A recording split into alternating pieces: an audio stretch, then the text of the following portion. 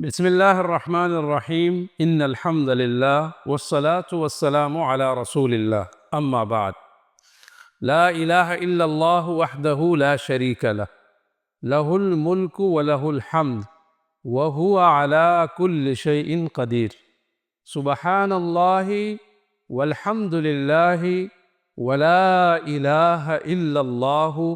واللہ اکبر ولا حول ولا قوة الا باللہ۔ یہ جو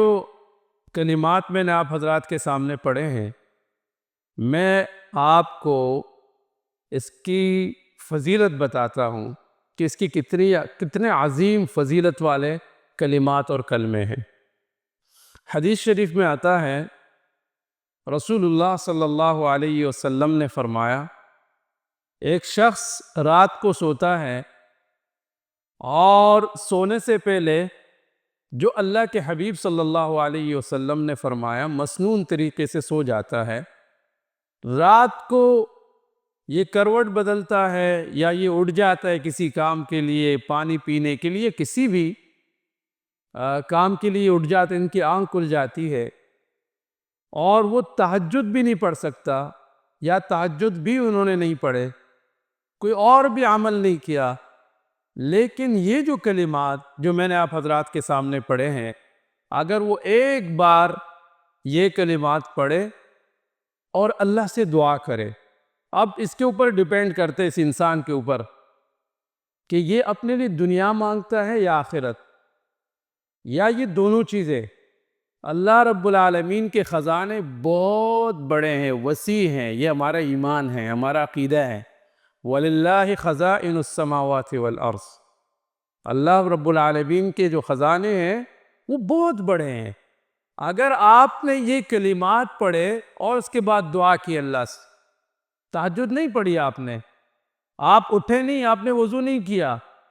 آپ نے صرف اپنے بستر پر لیٹے لیٹے یہ کلمات پڑھے اور اس کے بعد اللہ پاک سے دعا کی، یا اللہ میرے اس مشکل کو آسان کر دے۔ اللہ کے حبیب صلی اللہ علیہ وسلم نے فرمایا کہ یقیناً جو آپ کا مسئلہ ہے، جس کے لیے آپ نے اللہ سے دعا کی ہے، اللہ رب العالمین اس مسئلے کو حل کر دے گے، اس مشکلات کو دور کر دیں گے۔ بیمار ہے وہ بیماری دور ہو جائے گی، اور اس کے بعد اللہ رب العالمین نے اگر آپ کو توفیق دی، آپ اٹھیں، آپ نے 2 رکعت 4 رکعت 6 رکعت 8 10 جتنے آپ سے ہو سکے آپ نے تہجد کی نماز پڑھی، اور اس کے بعد آپ نے اللہ سے دعا کی، تو یقیناً آپ کی دعا قبول ہوگی۔ اور دعائیں اپنے لیے، اپنے بچوں کے لیے، اپنے خاندان کے لیے، اپنے دوستوں کے لیے اور پوری امت مسلمہ کے لیے کر لیا کرے۔ اللہ کے حبیب صلی اللہ علیہ وسلم نے فرمایا،